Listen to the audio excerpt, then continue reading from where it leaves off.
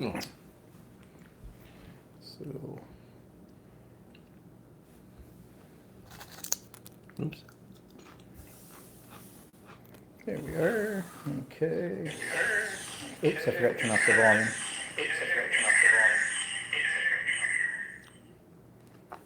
Get a lovely effect there. Okay, so Two. couple people, one of those could be me, on here as well. We'll just give it another couple of seconds. Hi, whoever is there. My contact's wonky. Well, what are you going to do about it? No, I'll just leave it. Are you going to fix it or No, it's. I'm not sure. wonky I'll eye? handle it for now. Well, whatever. So, see, we've got 6 people. We're just about. Lights haven't come on yet. They should. Okay. Because Well, what time they come on? 4 o'clock. Well, it's not 4 on my watch. Oh, it's 4 o'clock on my watch. And who we got here? Cindy's here. Hello, boys. Hope all is well. It is. Wasn't earlier this week, and we're going to talk about that. And Susie Q's here. Yeah, we Hi, had a Susie. Hi, guys. Interesting week. Okay, yeah, I made it early for a change. Yeah, it's nice to see you. Maria's here. Hello, all. She says, and Nyrie's here. There. Yeah, she says good morning, of course, and that. Good morning. Good morning, good afternoon, and wherever you are, or whatever that saying was. That Inky Quill always says. Yeah, but that comes from that movie with back in the '90s. The one where he's in the artificial Jim Carrey. Oh, what's that one called? It's famous. It's his name. Truman. Truman Whatever. Report, or the Truman Story, or Truman Report, or something. Yeah, that. Okay, who else is here? Catherine is here. Mel's here. Oh, you made it, Mel. Even though you're not feeling well, I got your email, and I'm going to read your bio information today, as well. We won't make too much fun of you. Don't worry about that. Anita's here. Sandy's here. And Craft and Bev is here. The Truman Show. That was what it was called, Craft and Bev. Yeah. I should have known. I used to use that in my media course all the time. I forget. Well, what? Well, today is my half birthday. January the 14th. I'm exactly 60 and a half years old today. God, don't look a day over 59. You, on the other hand, I'm not 60 yet. you will be in 2 weeks.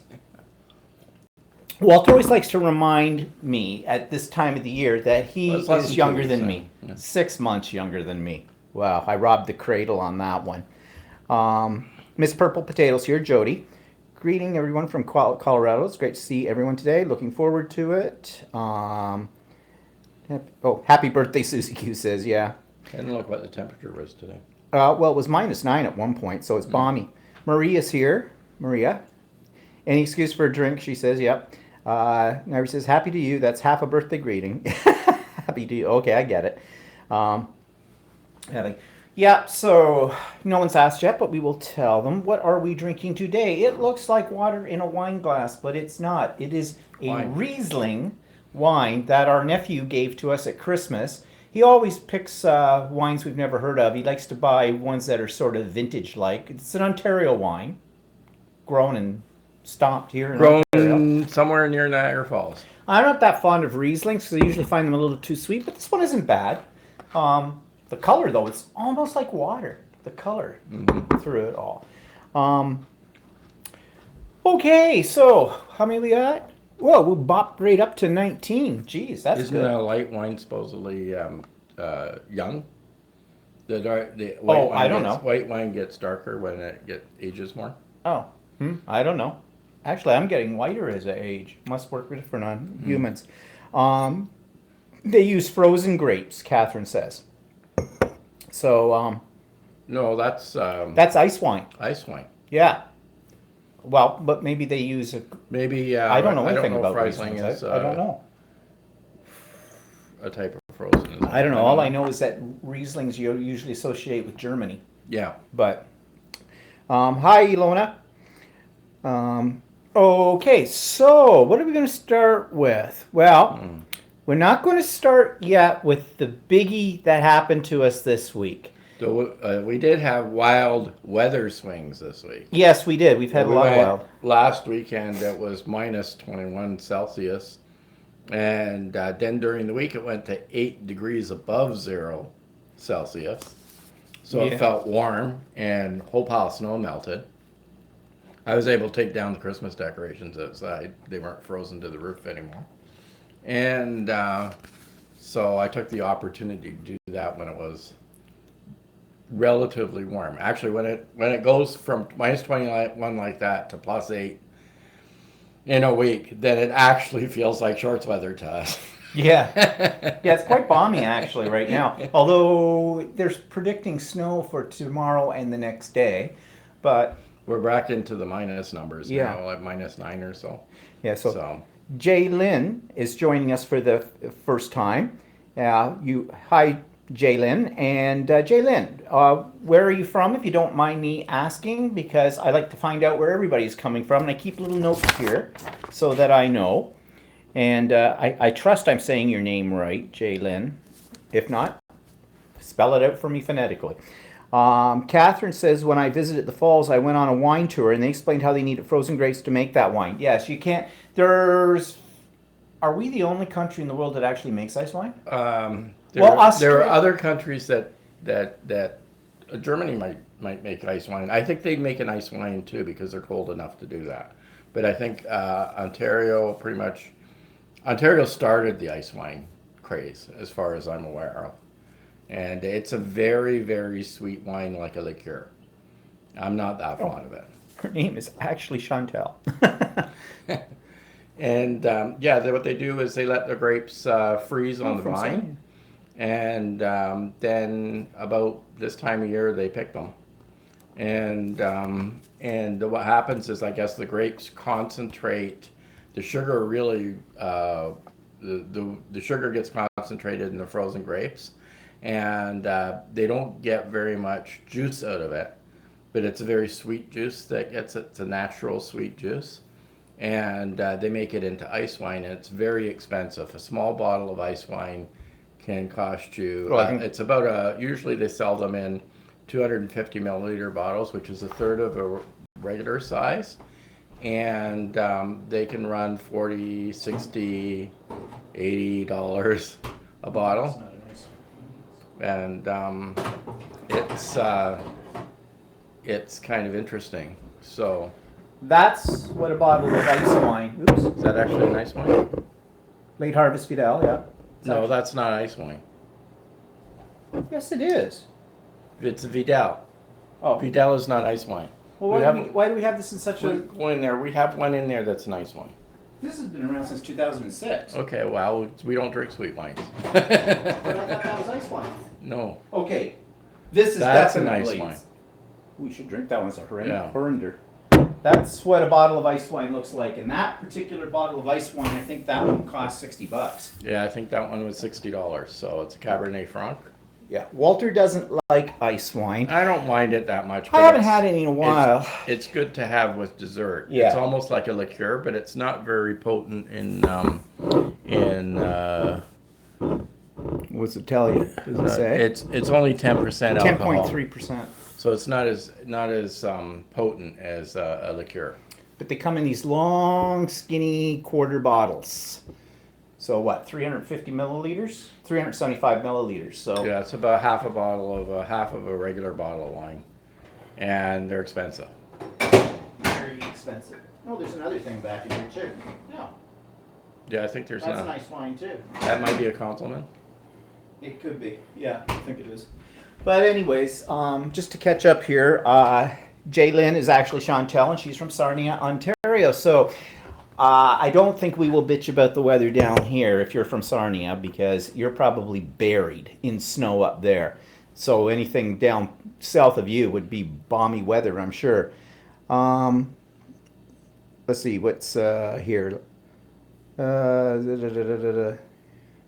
Looks like we are here except Stephen and Walter. It's a game. Can you find Waldo? Okay, I don't understand that one.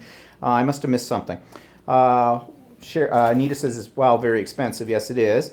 And Nairi says she loves the bottle. Yeah, well, if we were going to spend $60 on a quarter bottle of wine, it better look nice, right? And bottle nice for crafting, okay. You lucky ones. I'm only drinking hot black currant juice because of the flu. Can't even taste it. Yeah, it's too bad that you're not feeling well, Melly. Do you in Finland? Do they give you flu shots and did you have one or what? Jennifer says went to lunch and came back and told me there was women sitting behind him who asked for a sweet wine. He said he turned around to look at them. It was my mom. No. And you were not on, so I got out and came back in. Poof, you were there. Oh, okay. Just had a refresh, I guess. Oh no, you mean I was out? Okay, I'm catching up. He was out of the shot. I was out of the shot. Yeah, I went over to our wine fridge to. Yes, we have a wine fridge. Doesn't that sound elegant? Actually, it was a wedding gift from my work. Actually, not this one. Married. Not this one. No, because the other one died. Because that one died after. Well, it only died a couple of years ago. After about 10 years. Yeah, we got our use out of that one. So we're used to having. They're not very big. We're not talking a great big thing. Plus, I mean, we do drink wine out of a box at times. Many times, actually. Well, actually, Ontario Wine they produce it in bottles. Some of the wines, some of the cheaper wines, they produce in bottles, but then they also produce the same stuff and put it in a box, and they sell it a little cheaper. Yeah. Well, I have to reprimand now Mel here. She says yes, we can get flu shots, but didn't take it this year. Uh-oh. You're a bad girl. Okay.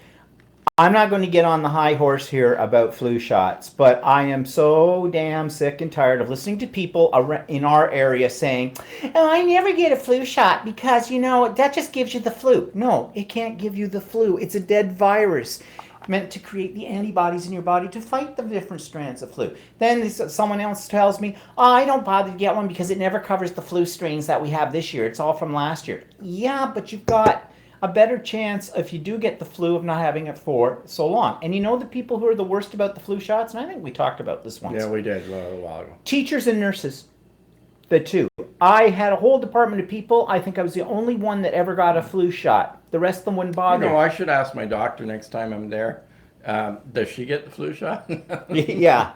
Every time I go into the doctor's office, she says, oh, it's time for a flu shot. You want to get it? I already got mine before I went into the doctor's office. Catherine says flu is bad this year, but it's only 10% effective per our local hospital. Mm-hmm. Well, but that's still 10% means that I've got, I'll only be sick 90% than 100%. I don't know. But we told the story that one year we had it really bad. And ever since then, I've always gotten flu shot. Yeah. Also because my mother was in a nursing home at one point. Yes, and I get my mother, I take her to get her flu shot as well, but I don't want to give her anything because those are our days. And not only that, if you travel, sometimes a lot of countries require, one of the requirements is that you get a flu shot. So. Yeah. Chantel says there's lots of snow in Sarnia, but it's not as bad as London. London has a worse sheet in it. And that's London, Ontario we're talking about, people, not London, England, okay? London, Ontario is west of us, but they're not near any of the Great Lakes, so they tend to get worse snow. Yeah, Jennifer says my father-in-law had a flu shot and got the flu, but they told him had he not gotten the flu shot, he'd be in the hospital. Yeah, but you still can't get the flu from the flu shot. Okay, I don't know what... No, but he may have gotten the flu. He may have had the flu before he had the shot. Yeah. Because it takes 2 weeks for the flu shot to kick in. No, but he may have gotten the flu after he had the shot, like just a different strain. Well, yeah, it might have been a strain that didn't. But, I mean, basic biology, I remember in grade 9 saying that the whole idea behind immunization... That's the word I want. That it basically puts a dead virus into you, makes your body, your system think that's a live virus, and your body's own immune system kicks in and attacks it, and that's what builds up your resistance. We went through all of this, Katie's here. She says, hi guys, hello everyone. And Brenda says it's 23 Fahrenheit here in West Virginia. Oh, eat me. Oh, nice. All snow is melted, sunny day. Oh, no, 23 is still below freezing. I always forget. 23 Fahrenheit, yeah. I get screwed up with Fahrenheit because we've been Celsius for so long. To us, anything zero, in Celsius, 0 is freezing. So anything above Celsius 0 is not freezing, and everything below 0 is freezing. Yeah, obviously. Okay, yeah. well, thank you for the lesson there. So 32 is Fahrenheit, right? Oh, you should have your own show. Yeah, what the hell? Oh, that's what we could call it. Go to hell with Wally. Yeah. I'm in hell with Wally. Never mind. Jennifer says, I'm just saying, had he not gotten the shot, he would have had much worse. Yeah. And she Yeah. said, right, he didn't get it from the flu shot. So, yeah. So, I don't know. Whatever. So, let's, now we had a request, but we're not going to do it today, but maybe one of Stephen and Walter lives we will. Angela wanted us to do a sous vide cooking demonstration. Well, we used the sous vide actually last night, but it was more of an experiment with frozen, vacuum sealed shish kebabs. Pork souvlaki. Pork souvlaki in a package, kind of a thing. It wasn't really truly sous vide. We just want to see if, I want to see if it worked. it would work. And it was did. okay. It was okay. But yeah, okay, one Sunday we'll do that. Today I have a crock pot full of spaghetti sauce because I had a craving for spaghetti and meatballs today. And they're my homemade meatballs. and they're Walter's balls. Yes. Walter's balls are delicious. Oh, that sounds bad. But it's my sauce. And my sauce is delicious. And the secret to my sauce today is a Tupperware container that had some chili in it that's been in the freezer for a while.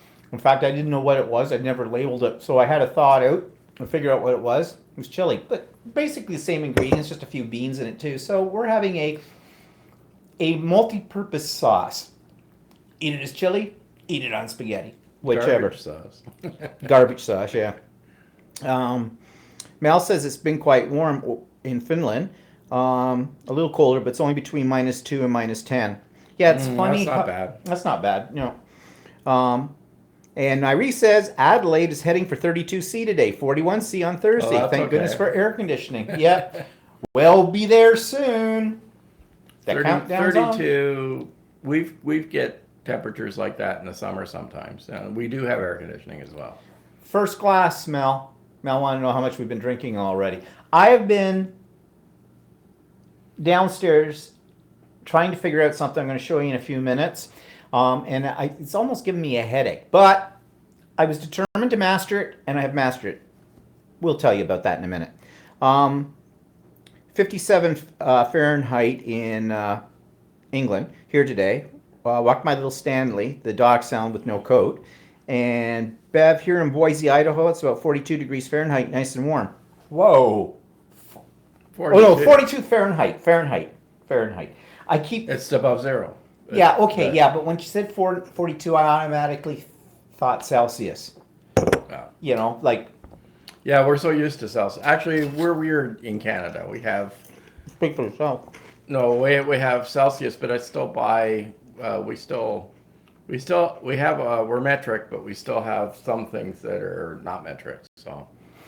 Well, Dawn says, hi Dawn, she's here now. Hi guys, it's 75-ish here in Southern California. Yeah. Well, that's okay. That's like 21 to 3 or something like that. But Celsius. Their problem is the reverse, the heat and everything in the forest fires. Yeah. And everything that's been going on there. So, anyways, one of these lives will do a sous vide cooking demonstration. And when I say we, I mean Walter will. I have not yet touched the sous vide. No, I'm the sous vide. Because he probably won't let me touch it. No, I'll so, let you touch it. Moving on. So we went on a little shopping trip this week. It was Tuesday. Every other Tuesday, our housekeeper comes and cleans and things like that. And we don't like to be under her feet when she's here. So we go off and we go shopping. And I was out of something that's very important to my existence. And there's only one place in the world that I can get it. Well, one place in Canada. Okay, I know. Do you know the meaning of hyperbole? No, okay, go ahead. Or you might call it a hyperbole. Whatever. Now it's time out. Yeah, so we went to a shopping center on the west side of the city of Toronto, which is about 40 minutes from us, 45, I guess. I don't know by the time we got there. Because I needed my cologne. Now, I've been wearing this cologne for probably, before I went to university, so probably going on to almost 40 came out in years. 1964 or 65. Well, I wasn't wearing it then. But I've probably been wearing it for close to 40 so years. now it's an old man's cologne, right? Yeah, right. Read my lips. So anyways, it's called Aramis. It's by Estee Lauder. And it used to be, it wasn't hard to get. Years ago, you could get it at all the major department stores like the Bay, I don't know, all of them around Sears, Eaton's. Eaton's doesn't exist anymore. And those of you that aren't from Canada won't know what I'm talking about. That's okay. But anyways, it's a fairly pricey cologne. I mean, not the most expensive in the world, but for a 240 milliliter bottle, which usually lasts me about a year and a half, costs about $110, $120. But I've always worn this. I've tried other ones. I don't like them. I like this one. Over the years, everybody stopped selling it, with the exception of Holt Renfrew. Now, we do not have a Holt Renfrew near us. There's one downtown Toronto, and there's one out at this huge shopping plaza mall in the west end of Toronto. Which has a lot of high-end stores. Yeah, there's a Whole lot of Renfrew is considered a high-end. High-end store.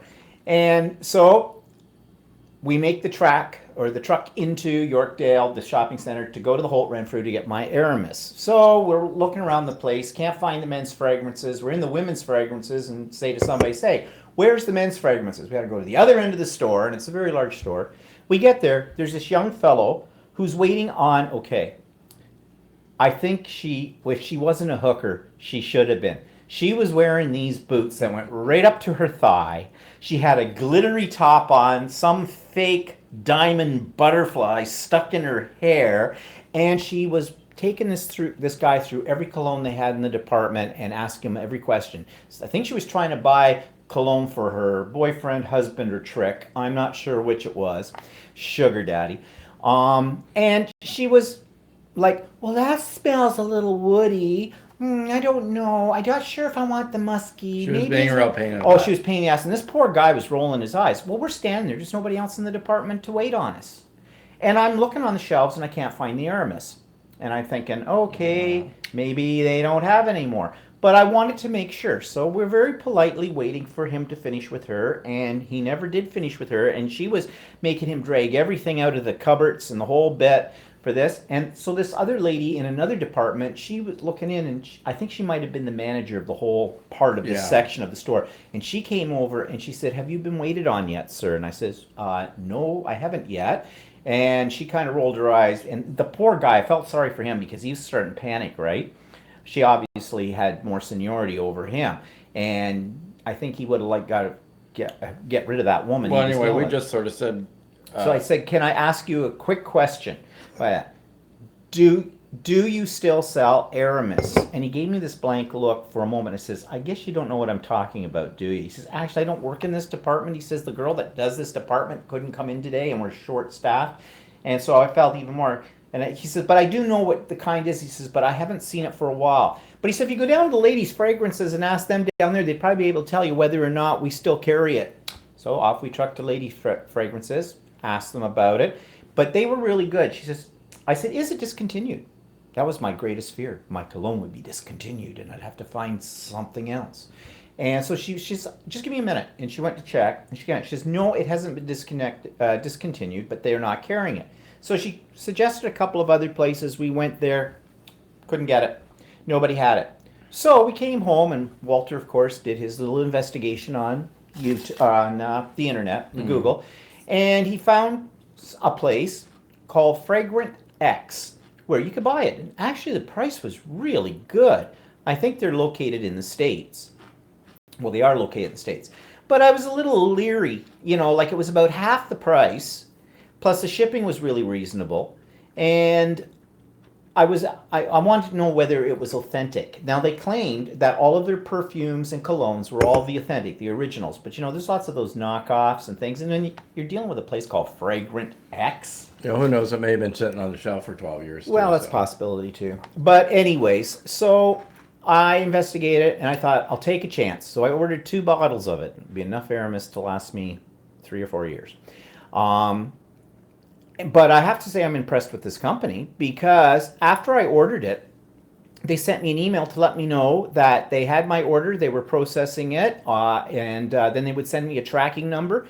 And if I had any questions or any concerns, they gave me contact information a little bit. So I wrote back to them and said, well, I'm kind of impressed. You're called Fragrant X, but I want to know, is this original? This isn't a knockoff. And they wrote right back and says, no, all of our colognes are original. They aren't knockoffs. And if you don't like it, you have 30 days. Money back guarantee. So I figured, okay.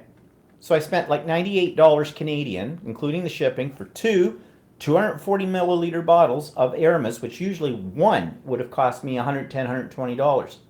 So we'll see. And I've got another tracking number now, and last I saw it was just coming across the border, so we'll see when we get it.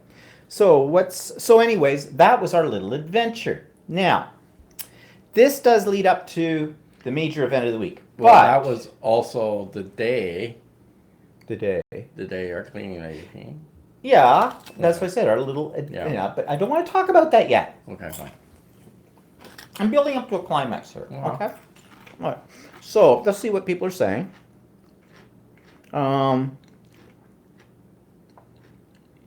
Who's safe? Okay, a lot going on here. Mudslide, okay. That's like. I bet you Okay, that's not so, mudslides, that's what, Dawn is saying. She says, mudslides, my kid is cut off from me, she's loving it. Her kid's in Santa Barbara College, or I guess S. Barbara, so I think that's Santa Barbara College. But she's safe, well that's good. And, okay, I'm just catching up, people, bear with me. Oh, Maria says, I love Aramis. I wear men's scents as women's is too strong for me. My favorite is Braut 33. Braut? Brut, she means. Brut. Okay, Brut. I don't know. I don't know Brut 33, but when I was a kid, I remember Brut. My uncle used to wear it. I found it a little strong. Anita says she remembers TV ads for that perfume. I used to wear Estee Lauder makeup. Yeah, it's who makes it. Okay. Well, I'm checking Fragrantex now online, and their prices do look reasonable. Must keep that site in mind. Yeah, well, I'll let you know if I have good luck with them. Katie says, Giorgio used to love that in the 80s, and Poison was a good one, too. Yeah. Okay. I went through a whole series of ones. I liked, one time I liked Record Noir. I liked, Oh yeah, I like the Calvin Klein Eternity. That's the one that I like the best. Yeah, but you stuck. I stopped wearing it for a while because at work we had a scent-free policy. So what's that scent you're wearing now? Nothing. Oh. Oda Walter. Oh, ew. I stopped wearing cologne for a long time. Maybe you should reconsider. I only wear it when I know I only wear it when I go out or something like that. Oh, special, right? Special, yeah. Yeah, not when you're out with me. Oh. I don't know.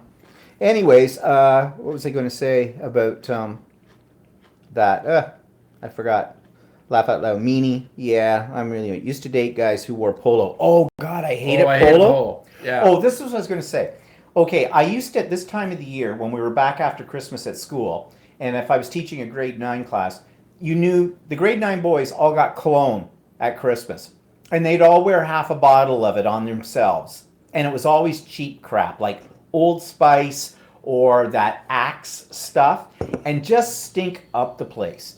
And so I used to give them a lesson on the first day back. Okay, how many of you got cologne for Christmas? And their hands would all go up. All of them says, yeah, I know, I can smell it all. And I'd say to them, if you can smell the cologne on yourself, you're wearing too much of it.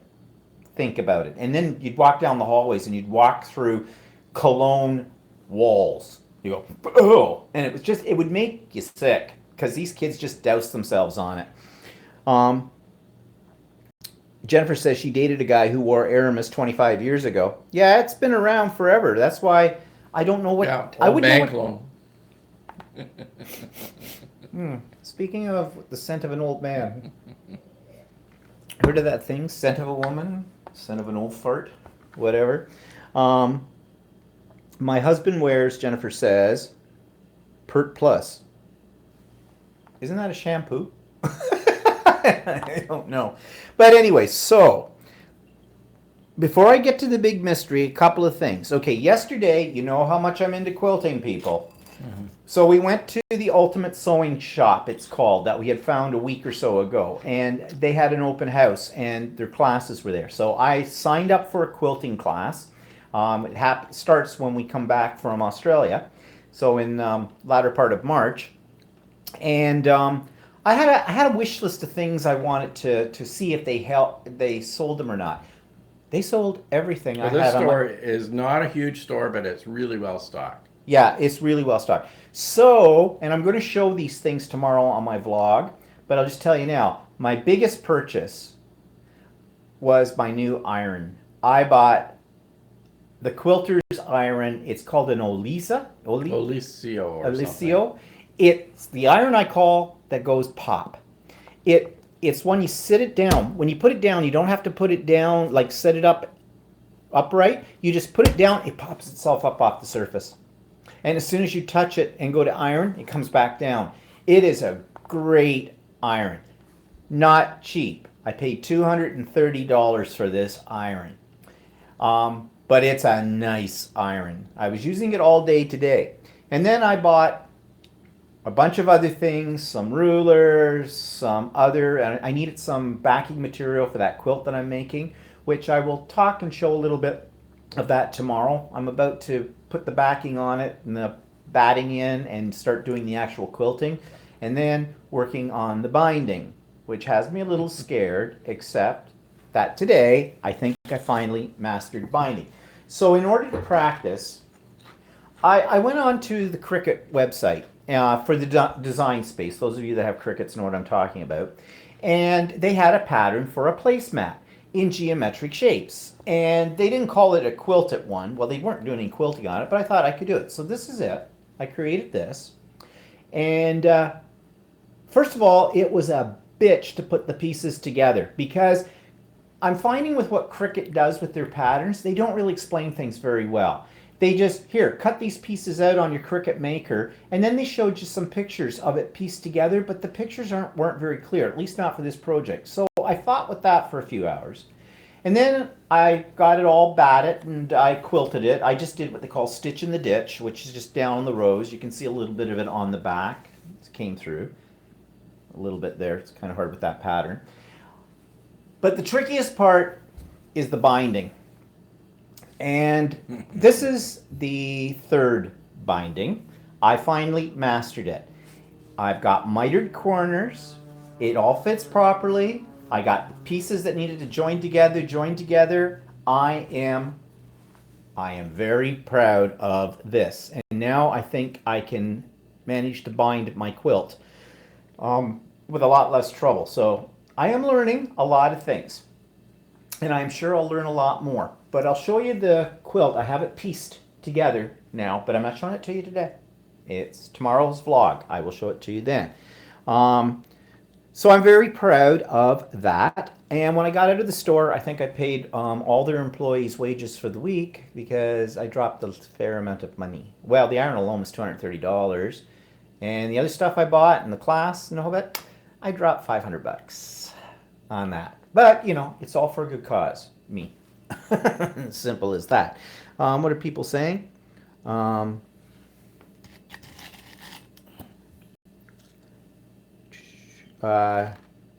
Maria says, I watched a quilt video today. It was cool. A fidget quilt. Great idea. And then Katie says, good Lord, that's a hell of an iron. It is. No one touches it.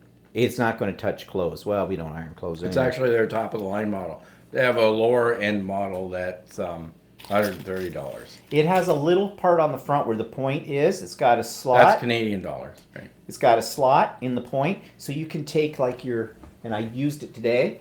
When you want to press something like your border, you just slide it in there and just whip it along the edge. Oh, it is a very nice iron.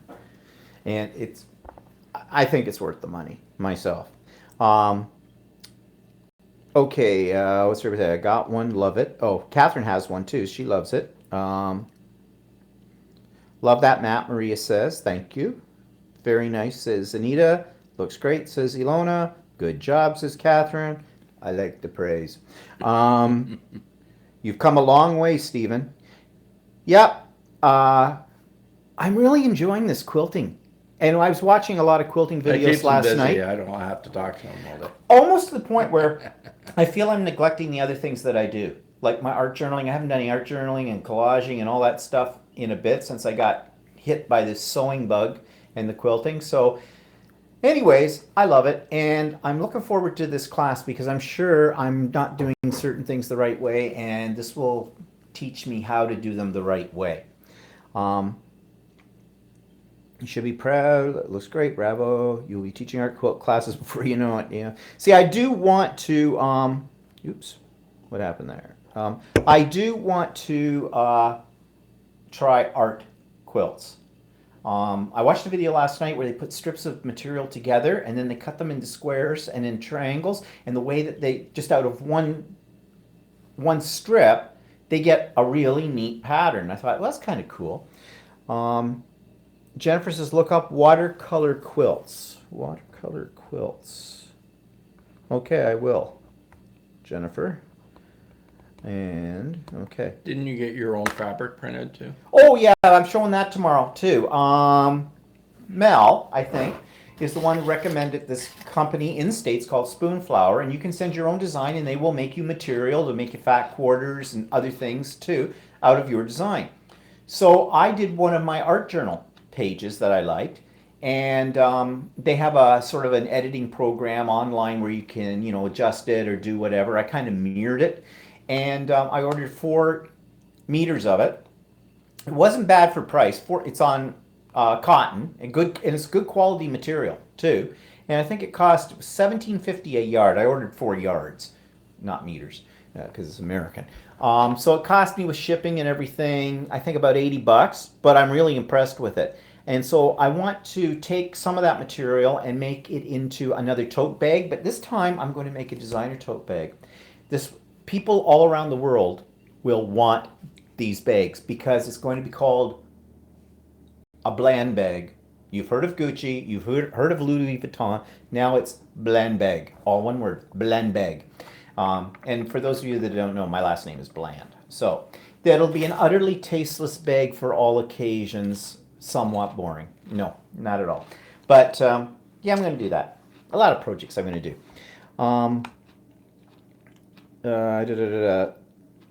Okay, so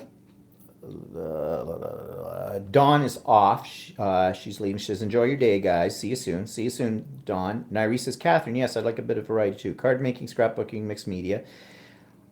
I'll enjoy your YouTube, whether it's art or quilting. Well, I'm not going to give up my other stuff. This is just another one in my arsenal of things to keep me amused and off the streets. So, whatever. My grandmother quilted. So maybe I get it from her. I don't know. So what's the mystery, says Anita. Okay, so here's the mystery. How to start this. Okay, so I told you that on Tuesday our cleaning lady came. Our cleaning lady has a young fellow kind of helping her out. Now, occasionally, we've had this cleaning lady for over 15 years. And never any problems. Always great. And occasionally she brings somebody in to help her out with it, which is fine. So she's had this young guy, somewhat in his early 20s, I would think, helping her out. Well, Tuesday night we were watching TV, and then Walter decided he was going to go to the gym. So you pick it up. So when cleaning lady comes, my office tends to be a bit of a mess. So what I do is the day before I usually clean everything up, put stuff in my drawers and stuff like that, right? So I've been using my old iPhone 6 to go to the gym and use it as an iPod instead of because it doesn't have a SIM card in it or anything like that, and it's lighter than my new phone. So plus I don't even want to gunk up my new phone, right? So I knew I had it and updated it on the Monday. So I put it in my drawer, my top drawer on in my desk on my left-hand side, and for when the cleaning lady came. So on Tuesday night, which is the day that she had come, I went to go to the gym. I went to grab my iPhone, 6 to use at the gym, and I couldn't find it. So And I have a tendency of misplacing things. yeah, So he never puts anything in the same place twice. There are many times where he says, "I can't find my car keys. I can't find my wallet. I can't find my contact case, whatever." And then I go into search and destroy mode, meaning, "Did you try this?" And then he gets really pissed off with me, and he says, "Yes, I checked that." Yeah, check again. So I said to him, "Did you pull everything out of your drawer?" Yeah. Well, no. What he does is he opens the drawers and he goes like this, pulls out one thing and he goes, yeah. And if you saw the drawer, I says, "No, you got to take everything out." "Well, it can't be. It's not there. I'm sure I put it in there." So I said, "Maybe it's in your gym bag. Maybe you forgot." Because you get to a point where you do things routine and sometimes you forget, because it's just a routine. That's the way I'm going to explain it. I'm not going to explain it as Alzheimer's. well, anyway, I pulled everything out of my gym bag about 3 different times. I itemized. I emptied my desk. My desk is full of crap. I emptied my desk, put them all in plastic bags and everything else. Could not find this phone. He never made it to the gym because he spent all night practically, and I was trying to sleep, and all I could hear was riffing, fucking, freaking, rinse, boom, boom, boom, boom, up and down the stairs and up near and back I and looked forth. around. I thought maybe I left it somewhere, did something. I looked everywhere I could look and I could not find it. And So Maria says, "That's a man thing." Sorry, not for me, because I know where everything is. I am Now, so anally retentive that that I've labeled my cupboards downstairs in my craft room with what's in them. So that night he offered to loan me his old one, which wasn't working very well. But that's the one I washed that I yeah, told you about, right? but I said no, no, no, I don't want it right now. So anyway, Well, that's not actually how calm he said it. No. He says, "Okay, fine." Head opened up. He swallowed the room. I mean, okay, yeah, I throws guess fangs, I horns, have the a whole bad bit. temper. Anyway, so He's Dutch. I didn't go to the gym that night. I looked and I looked and I looked. I couldn't find it. So next morning, next morning. Next morning, he's still in bed. I get up and I figure, okay, well, I'll just grab my old iPhone 6 the other one, I kept thinking, okay, he's put it somewhere. It will turn up eventually. But in the meantime, he can use mine, even though that the screen is kind of fuzzy. It still worked. It was cloudy. So I went into the drawer where I keep it. Mine's not there. Not only is it not there, but I was keeping it in my box that my iPhone 10 came in.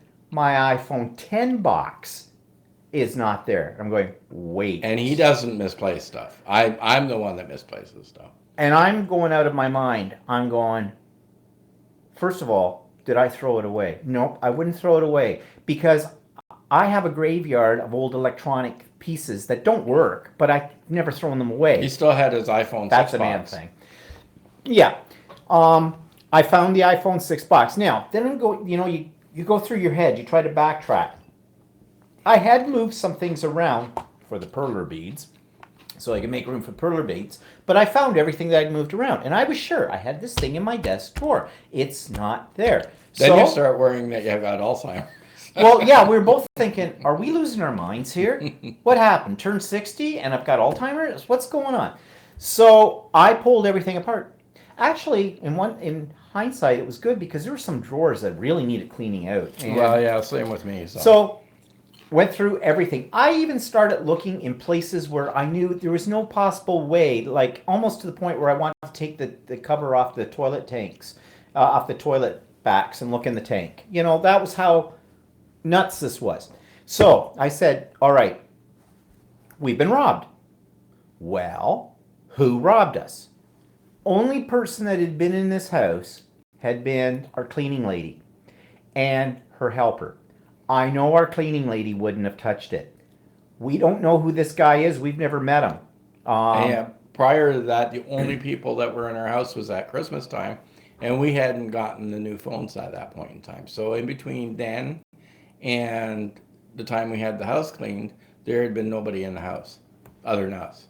Yeah. So we probably figured. Now I thought, oh God, all we have is circumstantial evidence.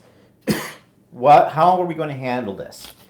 So I called my cleaning lady and I said, I didn't want to sound like I was accusing her of anything, because I wasn't, But the unknown factor was this guy helping her. So I said to her, now, right off the bat, I says, Stacy, I said, I am really embarrassed about making this call right now. It's very awkward. And then I explained to her what was going on. And I kept reiterating that I wasn't pointing a finger or accusing her. I said, the next time you come to clean, maybe you'll come across it. Maybe you'll find them. And if you do, just throw them on the kitchen counter, write a note where you found it. I said, other eyes are better than ours, maybe, for this kind of stuff. I was trying to be nice. I didn't really believe that she was going to find it or anything like that. Well, I got a sense that when I was talking about the guy that's helping her out, she didn't say anything about him. But through some of the things I was discussing with her, the tone in her voice suggested to me that there was some doubt in her mind about the honesty of this character that was working with her too. But she never said that. It was my little spidey senses going. Anyways, we left it, did some more hunting, turned the house upside down again, didn't find it. Also couldn't find my father's wedding ring. When my father had passed away, my mother had given me my father's wedding ring. It was a gold band with a small little diamond chip in it that she had bought him years ago for Christmas because when they got married, he never had a wedding ring. And she bought this for him one time at Christmas. Now, I don't think it cost a lot of money, but sentimental value. In fact, to the point where I had it resized and I was going to wear it on my wedding finger hand, but I had my wedding band there. His was wider, and when I put it on, I couldn't bend my knuckle. So Walter says, well, just don't wear your wedding band, wear your father's ring. I says, no, this is my wedding band. This means more to me than wearing my father's ring. So I put it away. I can't find it anywhere. And I even thought maybe I'd given it to my nephew because the thought went through my head at one point in time. So I emailed my sister and said, did I give my dad's wedding ring to William? And she wrote back, no, you never gave that to him. And I went, don't tell Mom. I have told her since, though, and she is a little, not that much upset, but, I'm pretty upset about it. But anyways, I have nothing, I don't know if that has anything, well, I know it has nothing to do with this guy. This incident, because we don't know when the wedding ring No, was I missing, haven't seen it for a while, like several years, but it's not where it should be. But anyways, so back to the story. So we're thinking about what are we going to do, and then it dawns on me and went, crap, if that guy stole our phones, he's been in our house several times, he knows what's in our house, he probably knows where Stacy, our housekeeper, keeps her keys, because she has a key to the house. He may know what our security code is for our burglar alarm system, and he probably knows that we're going to be away for 5 weeks in Australia. We could come home and the house would be gutted. We have a lot of electronic stuff, and back up the truck and take it all away. So first thing we're talking about, okay, we're going to change the lock on the door. We're going to change the security code. And I'm going to call Stacy. And basically, I'm thinking I may have to fire her. And I didn't want to fire her with this. So I kind of grieved over that. I mean, we had 2 nights where, well, I didn't really sleep all that well because of all of this. And you do feel violated. I mean, my brother was robbed years ago, and I remember him talking about feeling violated and the whole bit. You really don't understand it until something like this happens to you. Now I get it, because I really felt... I mean, his iPhone wasn't working anyway. Not that that's the thing, but my iPhone I was using at the gym. So you'll probably, the only reason we actually noticed it was missing is because I was still using mine. Yeah. Because I wouldn't have noticed that mine was gone because it was in a box and I wasn't opening the box. And he wasn't looking for it. So. No. So I sat down and wrote up some notes to myself to phone the housekeeper again and talk to her about it. Again, only circumstantial evidence. I couldn't really, I didn't want to accuse her, and it wasn't her anyways. I knew. I was pretty sure it was that guy. Plus, he took her for a ride. Plus, stupid of me. For some reason, I had turned off my find my phone on my iPhone, so I couldn't do anything to get to delete was on the phone. So I looked up, and apparently you can go to the police and give them your IMEI number, which identifies your phone, and it gets put on a blacklist so that if someone tries to activate your phone, it gets sold or something, and tries to activate your phone and the numbers on that list, then all the companies check that number, and there's no way you can activate the phone. So I thought, and he told that to the. Yeah, okay, you're jumping okay. now ahead. But yes, I mentioned that, Stacy. But I also had mine, did find my phone, and it was registered on mine, but it said the phone wasn't on. And I immediately set it up to erase everything that was on the phone. I didn't have much of anything on there that was my private information, because I don't really keep that on my phone in case it does get lost. But I had some stuff, like, depending. So anyways, so I phoned up Stacy again after I made my notes, and I said to her, okay, Stacy, oh yes, and that night, just before, that was the Wednesday night, Walter checked Kijiji, which, is an online selling thing, and found that someone was listing, without a picture, an iPhone 6, 128 gigabyte for sale. And they had their postal code in there, and we could see on the map what area they were in. They were in the town next door to us. Coincidentally, it was listed on the Tuesday night. Yeah. So. And no picture of it. So I said to Walter, well, why don't you answer back like you're interested in it and ask some questions and see. He didn't really want to do that, but he did do it, but he never got an answer back. I mean, circumstantial coincidence. Well, that's okay? not true. I did get an answer back the day after. But then that turned out that wasn't the person. So. No. So anyways, so I want to know more about this guy that she'd hired. So I asked her, so Stacy, I said, I'm going to ask you some questions about your help. And, if you feel that you shouldn't answer those or whatever, you don't have to. But I said, this thing's bothering me.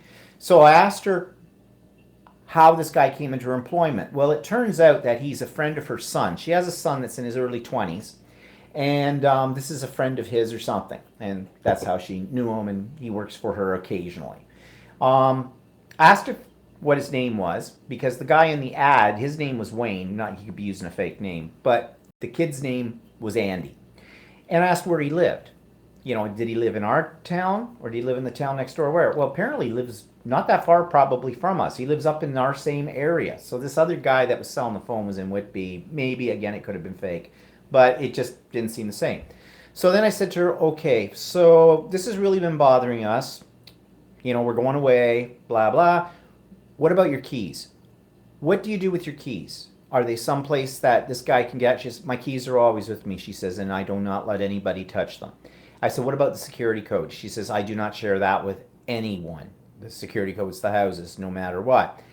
And I says, well, I wrote you that note about us going away and whatnot, so I'm sure this guy probably knows about that, and told her my concern.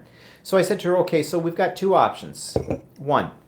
Option one is we're going to change the lock on the door. We're going to change the security code. The next time you come to clean, we'll meet up with you. You bring us the key to the old lock. We'll give you a key for the new lock. We'll give you the new security code with the absolute assurance that you don't share any of this with anybody. And she's professional, and she knows.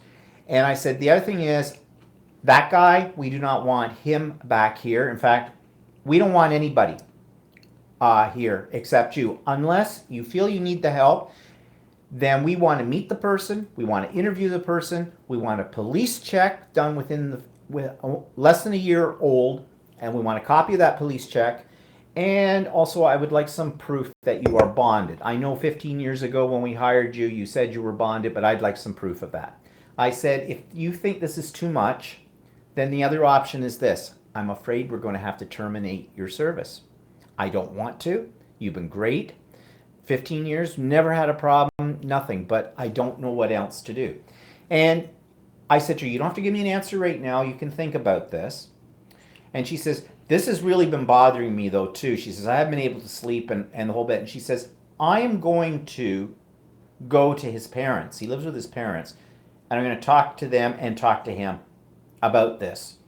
And I'll get back to you. Plus, you also told her that about the IME code. Oh, yeah. And that I was going to go to the police and report it stolen. So now, if I was going to go to the police and get it report it stolen, I would probably have to give them who I suspect stole it. So I would have probably given them that information. Yeah. Well, anyway, go for it. So anyways, she phoned me back up. Well, I said to her, well, you can confront him, but he's just going to lie to your face. I said, I taught kids in high school that did things a lot less than that were wrong, who would, or worse actually than that, and they stone-faced lie to you. You could catch them red-handed in it, and they'd say, it wasn't me, I didn't do that. So I said, human instinct is to deny something that they have done. That's bad. That's, a bad thing. But anyways, she called me back about a half an hour later, and she goes, yep, went over to his parents' place, talked to his parents. He confessed he's got them. I went, you're kidding. I didn't figure that. And he says he knows he did an arsehole move, is what she said, and he's bringing them back. And I said, okay. And she said, are you, like, he can bring them back probably around 5 o'clock.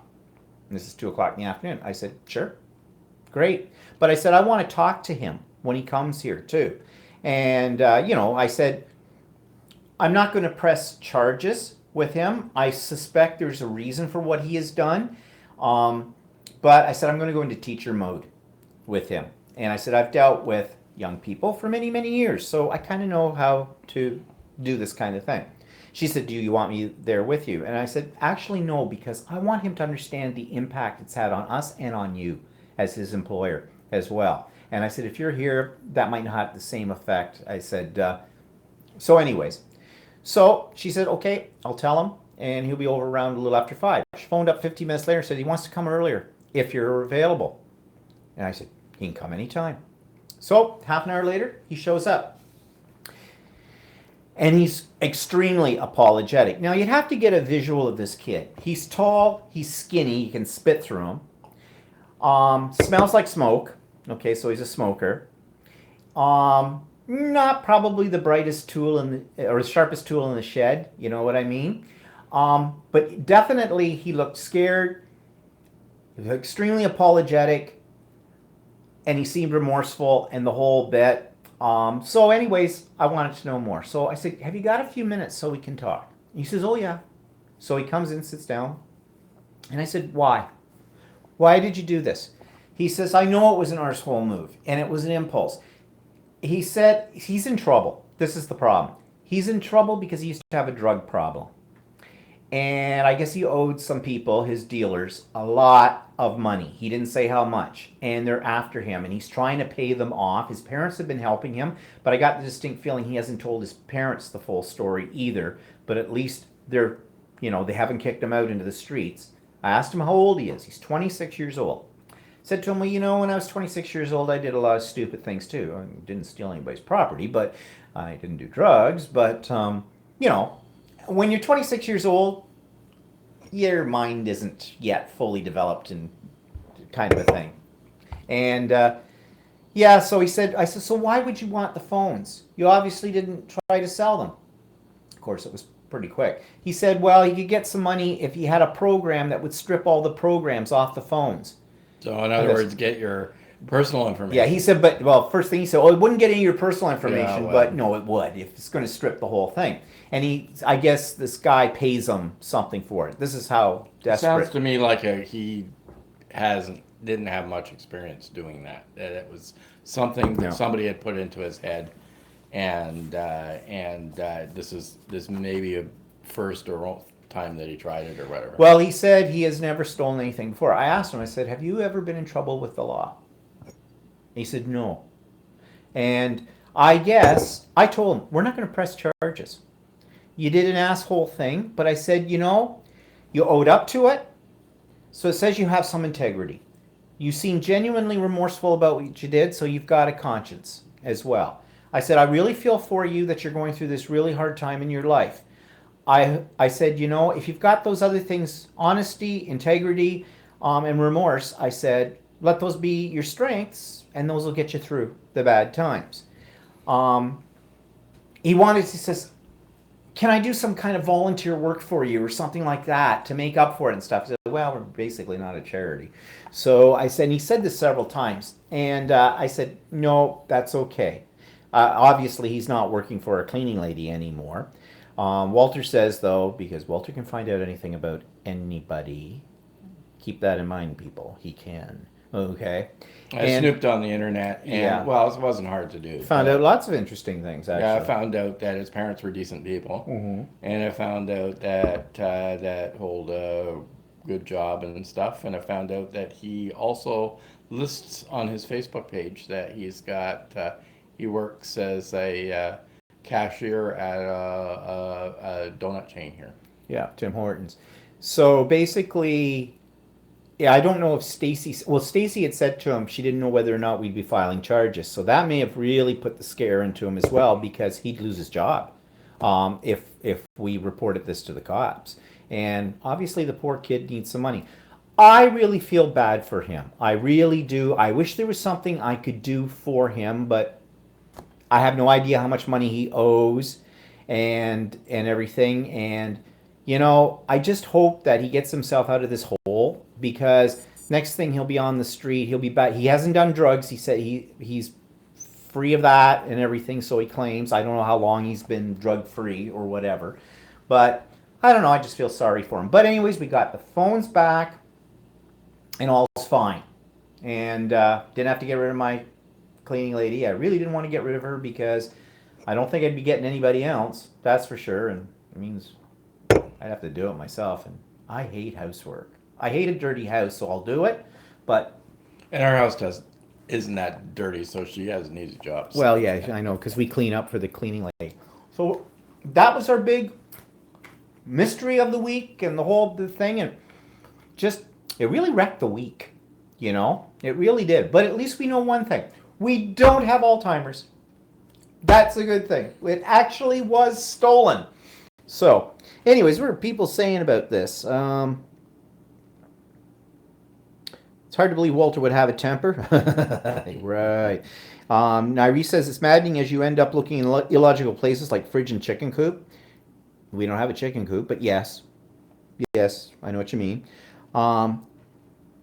Jennifer says, oh my gosh, that makes my stomach hurt that someone could have taken it. Yes, exactly. That was the feeling in the pit of my stomach, too. Well, not only that, it was sort of like you didn't want to believe that somebody had taken it, and I didn't really want to blame this cleaning lady. In fact, even after he mentioned it to her, I kept looking around, thinking, oh, I'm hoping that I could just find it, and then we'd feel stupid because we kind Yeah. of blamed her. So Yeah. Well, we didn't blame her. no, And I made that very clear every time I talked to her. I said, and Stacy, we absolutely do not suspect you of any of this at all. You've been nothing but great all the years. I mean, so I don't want you to feel that we are blaming you.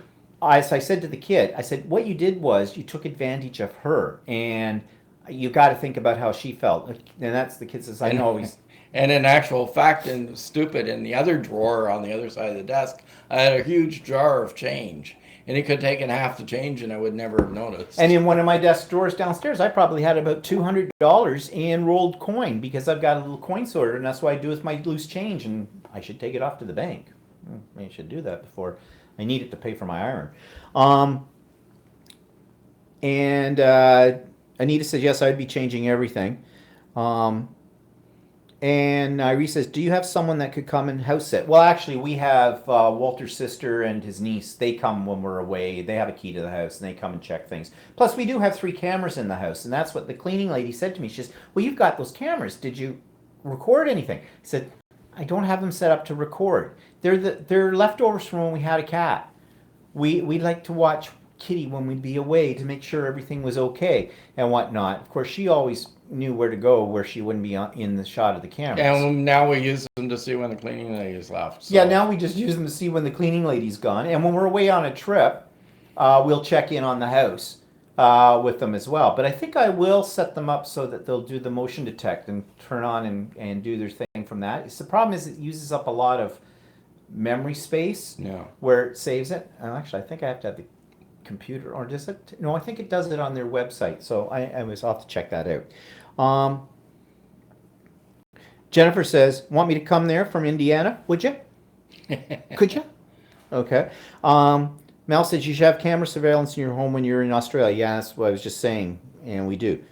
What does bonded mean? Nairi said. Bonded means that they're insured against theft or damage. So if, for example, if she had stolen something, I could I could put it through my insurance company. Our insurance company would go through her bonded insurance, basically, and that kind of stuff. And most people who work in environments like do house cleaning or something like that, they're bonded, or cashiers in certain businesses, they're bonded as well. It's an insurance policy kind of a thing against theft or loss. Nairi says, was just thinking teacher mode. Oh, yeah. And Nairi says, let's hope it was a wake-up call and a good lesson for the young man. Well, I think it was. I really think he learned something from that, and I hope it, it's a positive thing for him, even though it was a negative action. Catherine says, your father's ring? Yeah, no, the kid didn't take the ring. And I believe him. Like I said, I don't know where that ring is, and we don't know when it was. We don't know. But the thing is that we went through everything in the house too, and I hadn't seen the ring. But I wouldn't have put the ring in someplace illogical. I used to have it in my jewelry box thing that was on top of my dresser, and when we moved a few things around, I got rid of that old jewelry box. Actually, I didn't get rid of it. It's in the crawl space with the graveyard of electronics and other things that may go bump in the night. Mm-hmm. I don't know, but I don't know where it is, and it upsets me a little bit because it was my father's, and my mother. I mean, it could have gone missing with one of her previous, one of the cleaning lady's previous people that it could have been. But like I said, we don't know. I don't know, and it's kind of hard to blame that right now. So, I mean, maybe we shouldn't make sure that we have certain things that. It's a wake-up call for us, too, to make sure that we have certain things that are important to us locked up. Well, that's what I said. I said maybe we should invest in a small safe or something. But then he's talking about that we should take our main computers before we go away over to his sister's place and leave them there. Because actually, if somebody got our main computers, they would get a lot of information. Even though my personal information in that, I have it encrypted. Now, but, those encryption things that you do on a computer. Pain to lose that information. Well, yes, it would be.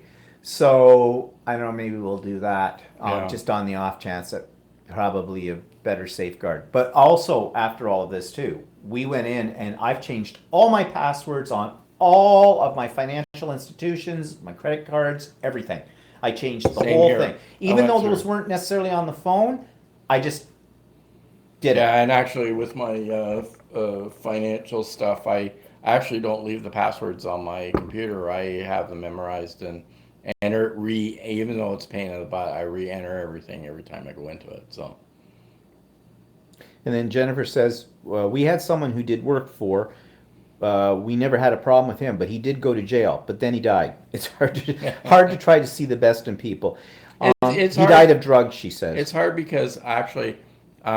I told Steve about this earlier. Sure, sometimes you can't even trust even your closest friends, and you really need to be able to trust some people. Really, I'm a very trusting person. That's my problem. He's not. No, but one of the ladies I worked with said to me she had a really close friend that she knew for over 10 years, and the two of them went out to lunch one day, and this woman started asking her questions about.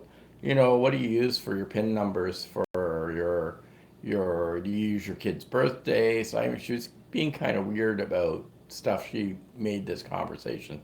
So the two of them discussed that they had used either birthdays or something like this for their PIN numbers for their debit cards or their banking cards. And then the lady I worked with went to the bathroom. And then later that day, her husband called her and said, have you been taking money out of the bank account? And she said, no. And then she looked for her bank card, and it was missing from her wallet. And turns out this woman rifled through her purse, took the bank card, and tried to take money out of her account. And this is a woman she knew for over 10 years. Yeah, so, I mean, well, and some things here that people are saying. Craft and Bev says, I had a caregiver that I had to fire because she kept throwing things away that she felt was trash, but it wasn't, such as $40 worth of cross-stitch products. I would have got rid of her too. I mean, no way. You don't touch my stuff. If you're coming to clean, you wouldn't be taking it upon yourself to decide what's garbage and what's not. One man's garbage, another man's treasure, you know. She never did things the way that I wanted it done, and there are things missing that were here when she used to work for me. My cleaning lady, but it's because I'm somewhat anal retentive. I have to come in and straighten things around a little bit. Like she leaves the blinds up sometimes. she leaves our blinds up a little bit, and she'll move like the coasters or little Turn the lights off. and stuff. Yeah, like, but these are so minor. I just go and do the cleanup. That's my OCD. Well, I know. I coming in. sometimes wonder if they do that just to make it look like they've been there. Well, maybe. But she's always been good. Yeah. And like years ago when I was I had an accident with my leg, and so I was at home for about 8 weeks, and she would come in and clean around me. And she was always really good. Yeah, so. well, Craft and Bev says, I have one rule, leave my craft room alone. She didn't. Yeah, I've told her not to move any of my stuff in my craft room around. I said, just dust around it, kind of a thing. Don't worry about it. In fact, when I first, there was times when I got into having a big craft room and that, I told her, you know, this room has got a lot of stuff in it. You don't have to worry about cleaning it. I'll do that. Don't worry about it. Just leave it alone. But she still cleans it. And she doesn't move my stuff around though in that, so that's good. And then I have my little village. What people always think, oh, you still got your Christmas village up after Christmas. No, it's up all year round. You know, so it's little miniature houses and things like that. And I leave it she up. looked at it and was like freaking out. She just about freaked when she saw it. I said, this you do not have to dust. I said, after a while, the dust that's here will look like snow, so it'll go with it. And when I have too much snow, I will clean it all up from that. Our house isn't that dusty to start with, but I do, like once a year, year and a half, and that. She still kind of wipes around it a little bit. But I said, don't. I could see it in her eyes the time when she came in way back, and I go, and I went, no, don't worry. Don't expect you to do anything with that. Catherine says, for 5 years I took care of hundreds of homes when they were gone and fed and cared for the cats, and I was bonded. Yep. Yeah, most people are. Well, that do these things as a business. And Anita says, another area to be mindful of is caregivers coming into the elderly homes. Yes, we know that. In fact, we're sort of cleaning my mother's apartment now for her, you know, just once a month. It's not, she does some light cleaning, but her mobility isn't that good. And thought about getting maybe a cleaning lady, but I don't know who to get. My cleaning lady, I don't think will go that far away to do my mother's place. And you get somebody you don't know, even if you get a company, they might steal things from my mother because they figure, well, they're old. Actually, I said that to this kid. I said, you know, just because we're 60-year-old men doesn't mean we're senile. I said, you know, like, but you did make us feel like we had Alzheimer's with it. Oh, Maria says, it's not dust, it's a protective layer. Yeah. So anyways, that was the big adventure. So, getting to know you. All right. So you know that I put on the vlog, and I mentioned last week about, you know, we'd like to showcase some of you people, if you want to, on here. Well, I've had a pretty good response. And in fact, tomorrow on my vlog, you are going to see Nairi, who's on here right now. I did a special video based on Nairi's information she sent to me. And she also has a web page and I believe a YouTube channel as well. So I put together a little slideshow presentation. Very much, if you saw last week's vlog, the one that I did on, maybe I do have Alzheimer's. Who the heck did I do? I forget. But anyways, there's one on there. And as these things come into me, I'm making these little videos to insert in my vlog, and I've got them dated. So actually, first come, first served. It's kind of the thing. They do it the order I got. But I've also had some people respond on here to it. So there's two people that I would like to showcase based on the email they sent to us. And one is Kathy Patterson. And Kathy writes, I live in Delaware, USA. I retired about 5 years ago after 40 years in the education system. I've been a teacher in grades 2, 3, 4, and 8, as well as a reading specialist for grades 1 to 5. You've got the patience of a saint. I could not handle, I'm qualified to teach that level, but no, could not do it. High school kids were the thing I wanted. Because they get my jokes, and, if they tell me to F off, I'll tell them to F off. With a little kid, I'll probably make them cry, and I have done that. I have also been an assistant principal and principal. After retiring, I worked another 4 years for the University of Delaware as a supervisor of students who were working toward their teaching certification. So, Kathy, you've got quite a background. I don't know if Kathy's on today. She may not be. I do too much sitting in the recliner, but I love scrapbooking and card making. Like you, I have engaged in a huge variety of crafts through the years, like quilting, quilling, knitting, crochet, and beads. You are making me want to go and finish that quilt, which I started 11 years ago for my grandson. We'll see about that. It's just me and Grizzly. This is her Shih Tzu? Shih Tzu, yeah. Shih Tzu poodle mix. Is that what Michael and Jacques had, was a Shih Tzu? No, that they had a Bichon Frise or something. Frise or something. No, he's passed away now. These are those little ones with all the little hair in it. They're cute. Yeah. Here in my family home. Maybe that's why I watch so many videos and have friends like you. Oh, she considers us a friend. That's nice. Would you come and sit at our house while we're in Australia, Kathy? Delaware, not that far away. Mm-hmm. Trip to Canada in the winter. Hey, glorious. So anyways, that's nice. So we know Catherine. Is Catherine? Actually, it's Catherine kind of on nice here? to hear what people are like or what they've done. Yeah, I mean, I know that for some of you this might be difficult to do. It's like self-promotion, vanity, whatever, narcissism. It's not. I really want to be able to widen this out so that you know all about us, okay? I want to know about you. I want others to know about you too. So please feel free to share and feel free to brag about your life, because if you don't, who will? Kind of a thing. It's not really bragging. It's just stating what's out there. But, I think it makes our community a little closer. I said to Walter the other day, technology is wonderful.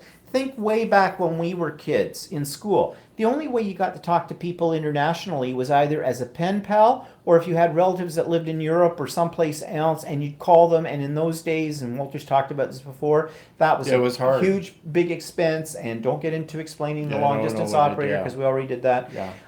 But all that kind of stuff. Now, look at what we're doing today. I got people from Finland, from parts of the States, from England on here, from Australia on here, and the whole bit. And it's like instantaneous. So why don't we take advantage of that and get to know people better? I mean, okay, let's put on some real sentimental music now and go, and everybody hold hands and go, we are the world, la da da da, and all this crap. But anyways, but you know what I mean. And this is why I want to do this. I want to add more dimension to our talks. And so, as I said, some of them I'll do on here. Some of them I'll do on my vlog, especially if you can send me pictures of things you're working on or whatever, or if you have a website or a channel, let me know. Because I'd like to, as I read what you've sent me, I'd like you to see something visually. It makes it more interesting as well. So I can't do that here on this one because we're live. And if I was more sophisticated in the technology, maybe I could insert the videos while I talk over them when we're live, but I don't know how to do that. But in my vlog, I can edit, and I do, and put things together. So anyways, but that is Kathy. And thank you, Kathy, if you're out there or you're watching this on the rebroadcast for doing that. That's great. And Nairi sent me some stuff, as I said, and I've made a video of her on the vlog. But just today, as we call her Mel, because I'm still not sure how you say your name. Melia, I don't know. Melia. Melia, maybe. You'll always be Mel to us, Mel. It's an endearment. And so she wrote us a little thing here that I'd like to read to you right now. So, I'm Mel, and I live in southern part of Finland near Helsinki. Are you blonde? Helsinki Blonde? Never mind. I earn my bread and butter doing graphic and web design and illustrations. Even though it's quite interesting, it's always about doing stuff for others. So in my free time, I love doing all kinds of creative stuff just for myself.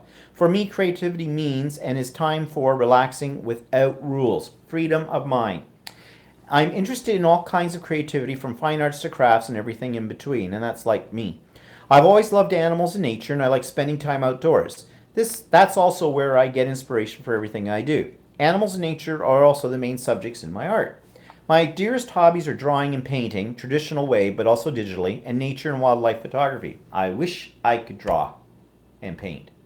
I mean, it's one thing to do art journaling and to do when I slop things onto a canvas and call it abstract. Okay. But I really wish I could draw.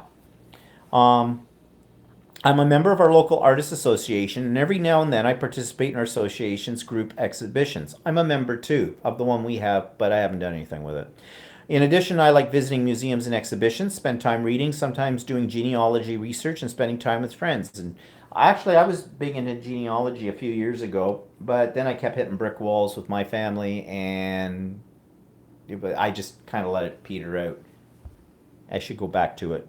I also enjoy watching YouTube, getting ideas, and learning all kinds of things from all those creative people from all over the world. The world is full of creative people, and it's wonderful that they're sharing their project knowledge to all of us. YouTube is wonderful.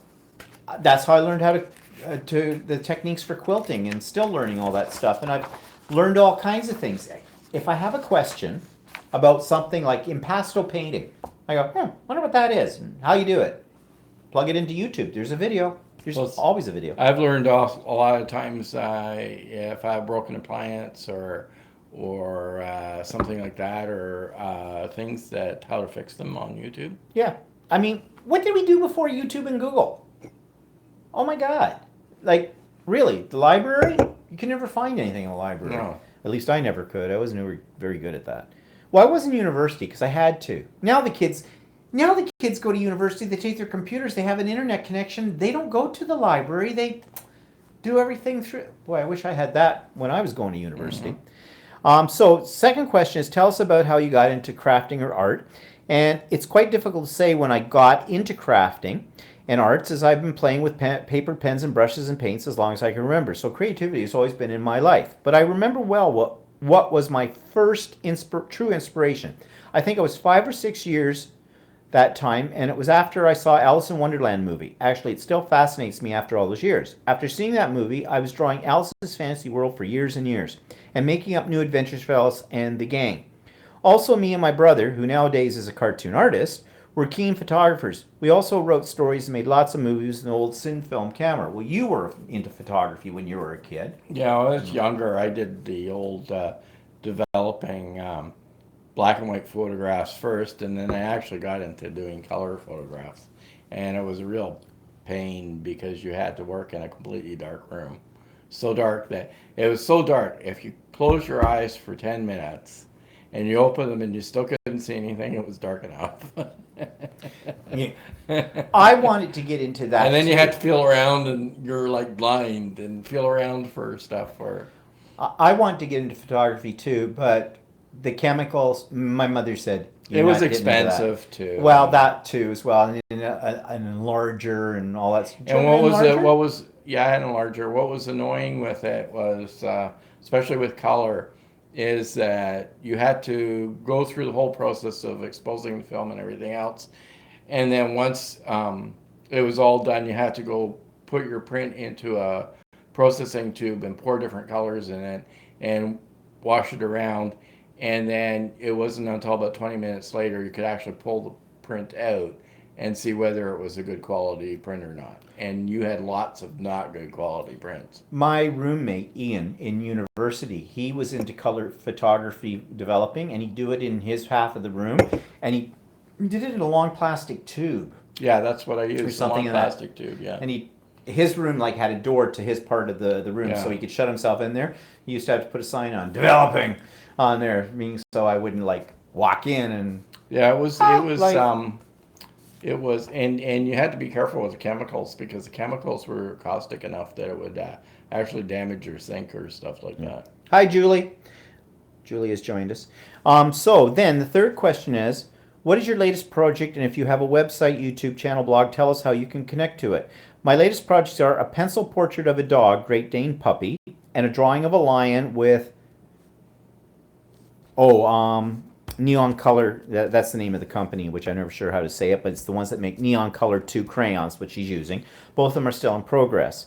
Just finished making a new art journal book for 2018 from an old but unused guest book that I found from flea market some time ago, and have been doing lots of tests with product called Powder Tex. It's a fabric hardener, but also works with paper and leather, etc. It's something that I'm really interested in at the moment. It really gives lots of new possibilities for mixed media projects and all kinds of art and great stuff. I've got a couple of products that do that too, and I've been thinking about doing some kind of dimensional work with stiffened material and paint and that on a canvas. So I should try more of that. At the moment, I don't have a blog website or anything else. I had a blog, but didn't have time to update it regularly, so I decided to shut it up. But have been thinking to start a new blog someday again. We'll let you know if I do, and please do. So that was Mel from Finland, and thank you, Mel, for that. I can really feel like we're getting to know people a lot more now with this kind of stuff. And also, you're sharing some ideas. Yeah. Like you're giving me some inspiration, and I'm sure giving other people some inspiration as well. And that's, that's part of my vlog that I do that every week too. But so many ideas, so little time. I'll have to live to be 500 to get through everything. So let's see what people are saying. And again, thank you. And please don't be shy about sending it. And my email is at the end of my vlogs or any of my videos. And it's just my name, Stephen Bland, Stevens with a V, not Steve, Stephen Bland, B-L-A-N-D, at sympatico.ca, sympatico.ca. Okay, so just pause the video if you go back to rebroadcast, and you'll get that there. So yeah, please don't be shy. Send it to us. And what are people saying here? Just bear with me. I'm just scrolling down. Love the idea. Nita says she loves the idea of sharing with everyone. And Catherine says it's a small world after all. Maria says, essay, less than 2,500 words, laugh out loud. Phonetically, they can be as long as you want them, or short, whatever you're comfortable with. YouTube is the best school for everything. Love YouTube. Mel says she just made some wonderful textures with Power Tex using old baby wipes. I have not heard of that product. I'll need to look that up, Power Tex. See what it's like in comparison to what I already have. Great to get to know people here. Thanks for sharing. And so, Nairi, make sure that you check out tomorrow once the vlog goes up for yours. Okay, and everybody else check that out too. Katie says she enjoys learning more about everything. I'll get all my info out to you. Anita says next week. I'm just a brain fart. Jody says, great bio, Mel. It's so nice getting to know everyone as we now have a creative community. She'll send some links to me, Mel says, for Power Tex. And Marie says she has some of that, but she hasn't tried it with baby wipes. And Irene says she'll be definitely watching the vlog. Well, yeah, because you're on it. You want to know something, too? People like to hear their name on somebody else's YouTube channel. I know I do. Barb Owen, the first time she ever said my name on one of her YouTube videos, I was ecstatic about it. I ran upstairs and said, Walter, guess what? Barb Owen actually mentioned me. She watched It's almost like your own little video TVs. Yeah, in a sense. You feel like a star, a celebrity. Yeah.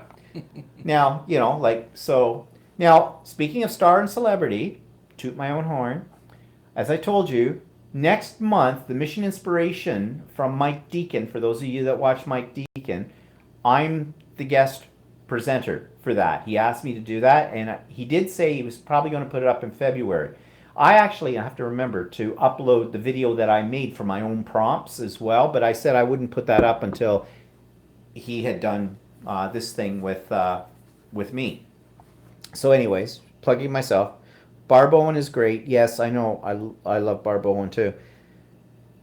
Have you tried the diamond beads art? No, I know what you're talking about though, where you stick all those things in. It looks really cool, but now this will seem a little ironic, but it looks too fiddly to me, considering that I've done some perler bead stuff. Um, it reminds me of like bejeweling things. I don't kind of a thing. It does look really nice. What I saw of it. And people, guess what's coming up? Creativation, which was used to be the old CHA. Next weekend, it starts. I think it starts January the 19th. And so there's going to be a whole slew of videos. And I love going on YouTube and catching the videos of all the new products. I'm just wondering how many new products are going to be this year. You already heard in my vlog on Monday my little pissed off with people who repack or companies that repackage stuff and try to sell it as new. I have a feeling there might be a lot of that happening this year. I don't know. Maybe not. Problem is, it's going to cost me money because I sit there and I start making a wish list. And my wish lists do come true. Unfortunately, I had a wish list yesterday for the Ultimate Sewing, and well, they got really excited. I'm sure when I went there, oh, we like him. He's a sucker. Okay, Catherine says, Mel's name is pronounced Malia. Malia. She spelled out Malia. She'll always be Mel to me, though. Yeah.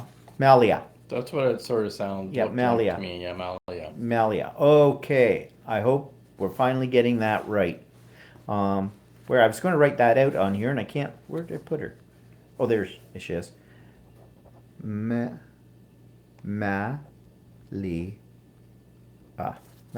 Okay. Thank you for that. Finally. Oh, and Katie says, that's how I first heard about you, Stephen, from Barb Owen's Friday stream. Yep. We all get around. We share everything. Nairi says, yeah, February mission. Love Mike Deacon too.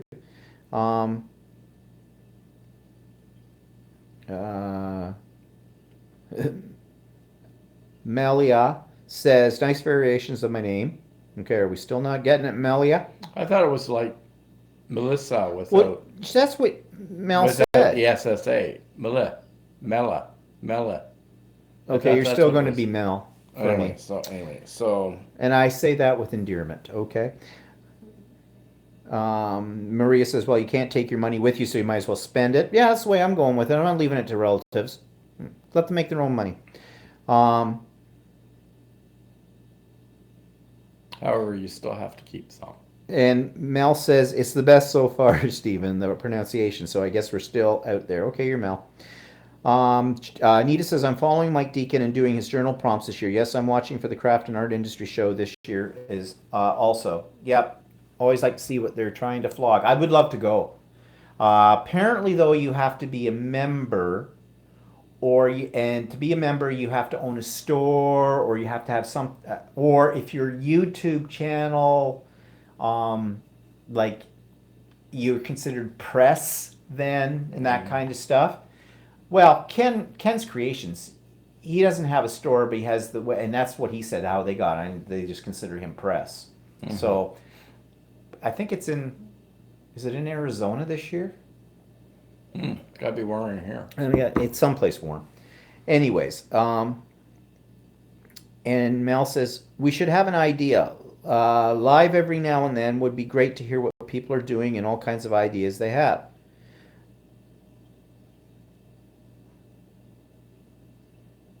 I'm confused a little bit. I'm not sure, Mel, what you mean. Maybe you could give me a little bit more detail. Nairi says, Barb and her son Race are going as press. They did a great video last year. Yes, I watched it last year. Yep, as well. We watched it last year, yeah. Yeah, it's in Arizona. Yeah, according to Anita. So, anyways, oh yeah, last week I did Miss Purple Potato. Yeah, I couldn't think, Jody. Sorry, Jody, if Jody's still here. Anyways, so what's eating Walter, eh? He can't remember. I can't remember. His memory. Actually, we had so much other stuff going on this week that I really can't think of anything bad. Well, one thing I can think of is those calls we're getting that supposedly are from the government telling us Oh, they're yeah, going to right take now. us to court, and We still have a landline, so it seems like all we do is get oh, Don is here. Okay, or Jody. I mean, we sorry, get Jody. Said, junk phone calls, and it's all these phishing calls for trying to get your information. And one of the ones that they do is that we have in Canada the CRA, the Canada Revenue Agency, which is our what takes our income taxes and stuff like that. So they have a scam that they'll phone you up and try and make you think that you've done something wrong with your taxes and make you and say that you're being prosecuted and all this other stuff, and that you need to call them back immediately at this and this number. And I guess they suck you into sending them some money. yeah, And it's awful that these things exist. And you know what? And they still exist because they suck people in. and they prey on the elderly. Yeah. I've warned my mother, not she would do, because I have the power of attorney, so I look after my mother's finances a little bit. And I said, Mom, if you get one of these phone calls that's saying they're from the government or whatever, just hang up. They're not. I mean, So don't worry about it. years ago, my dad died when he was in 1993, and I took over my mom. I took over the finances. My dad always did the finances. My mom wasn't really too interested or keen or didn't really know what to do with finances, so I took over the finances and for her. And about 6 months after my dad passed away, my mom got a phone call from some woman that says in Canada that the government will pay out a couple of $1,000s for when somebody passes away to help them with funeral costs and stuff like that. Yeah, that'll buy you a rose. Yeah, One. so this woman called my mom and said, "Well, we made a mistake with your payment. You got too much money. We need some money back." Right? And my mother said, "Well, I don't do the finances. My son does." This woman had the nerve to give me a call at my office, and she made on this big deal that she was from the government of Canada, blah blah blah, and that there was a mistake made and they needed this money back. Well, I happened to work for the provincial government at the time, and I said, "Well, what's your name?" And she says, "Well, we're not allowed to give my name out." Well, one of the policies of the provincial government is that if somebody asks your name, you have to give it out, right? And I said that to her. I said, "Well, if you're actually a government employee, you have to give me your name, right?" And then I said, "Well, I'm not sending you any money." I said, "You'll have to send us out. You'll have to send us out information on paper or whatever through the mail." And after that, I never ever heard anything back from it. It was a scam, and it's awful that these people do that. Yeah, and Anita says, we get the same calls here from the IRS scam, but people fall for them. Yes, they do. And that's why they keep making them, because obviously there are people that fall for it in the whole bit. So I guess that's what pissing you off this week Yeah. with it. So, and you couldn't remember. Mel says, I mean that in this live show we could talk and share all kinds of crafting ideas, talk about products, etc. once a month or something. That's a good idea, Mel, and I've written that down for a new segment.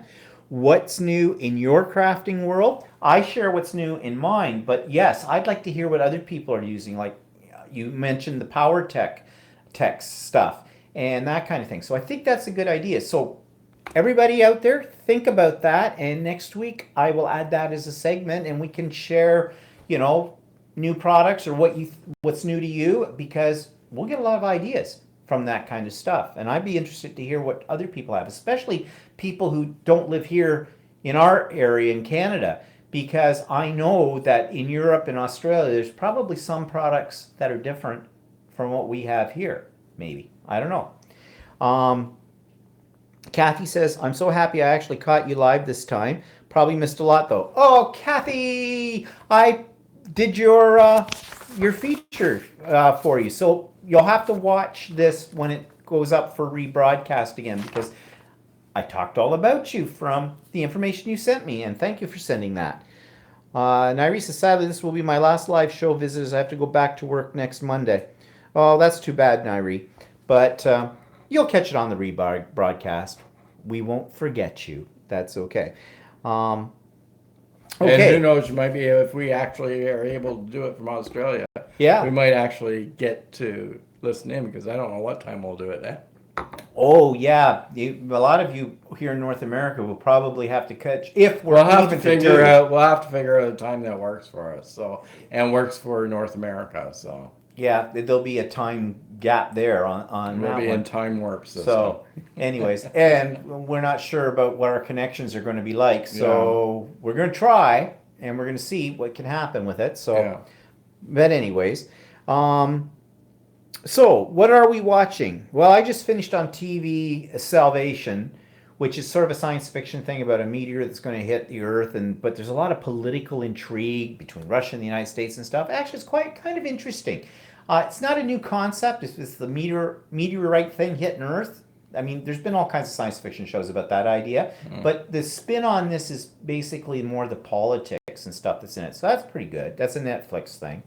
We just saw the movie on through our Android box, Victoria and Abdul, and it was about a guy that they sort of drafted out of India when India was part of the British Empire in Victoria's time, the latter part of her life, actually in the very last part of her life, because she dies in the movie, and she died in 1901.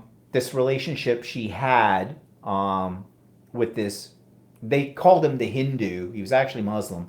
But it's actually it's an amusing little time waster. But what's good about it is I really like Judi Dench, and she's playing Victoria, and she does a really good job of playing Victoria on it. So, and also I like anything that has to do with royalty stuff. So that was okay. And on YouTube, checked out Alex Anderson and Eleanor Burns. Alex Anderson is the one that I bought the book I'm making my quilt from. But then somebody recommended Eleanor Burns last week, Quilt in a Day. So I checked her out. Now, I found some of her older videos at first, and wow, she's a country bumpkin. She's literally in the ones that I saw. But she talks about antique quilts and stuff. And she's a little weird, but kind of fun. But then I saw some of her more recent videos that she's done, and actually I've earmarked them now in my YouTube channel because actually she's got a lot of really great information. And in fact, she's the reason why I had a wish list of stuff because she was, oh my God, it is the most horribly written, and I am from the Worse than 50 Shades of Grey? close, but not quite as bad as 50 Shades of Grey. And I'm saying this from a professional point of view. I do have a degree in English literature. I was an English teacher. This guy, this Michael Wolff, who wrote this book, he uses these big words that basically I've never heard of some of these words he's using. So I stop, and luckily I'm reading it digitally, right, on my Kobo. So I just click to find out what the meaning of the word is. He's not always using those words correctly in the context. And I'm fighting my way through it right now. It's boring, and it's the same stuff over and over. Basically, I can sum it up in one line. Trump is stupid. Okay? There you go. Like, surprise, didn't know that, didn't think about that. Yeah, really? No, we did. But I'm going to fight my way through the damn thing, and the only reason it's on the bestsellers list is because of the hype around it when Trump tried to turn around and stop it from going out to the public. Yeah, that's why I bought it. But it's just dumb. Yes, the stuff he says in it is stuff we already know about Trump every day, but he's not shedding any real light on anything we didn't already know. And most of it is based, I think, he makes gossip sound like absolute truth. And no, he's just capitalizing upon the whole Trump thing right now to make money. It's as simple as that. So, really, I don't recommend wasting your money on the damn thing, but up to you. So, what are people saying?